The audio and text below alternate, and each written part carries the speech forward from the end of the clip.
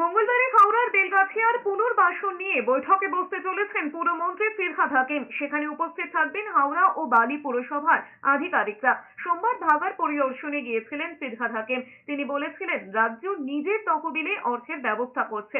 মানুষ অবৈধভাবে বসতি গড়ে তুলেছিল, খালি জমি চিহ্নিত করে সেখানে পুনর্বাসনের ব্যবস্থাও করা হবে। পুরো প্রক্রিয়া সম্পন্ন হতে আর 2-3 বছর সময় লাগবে বলে জানিয়েছেন পুরমন্ত্রী। সোমবার থেকে নতুন করে ভাগাড়ের সার্ভের কাজ শুরু হয়েছে।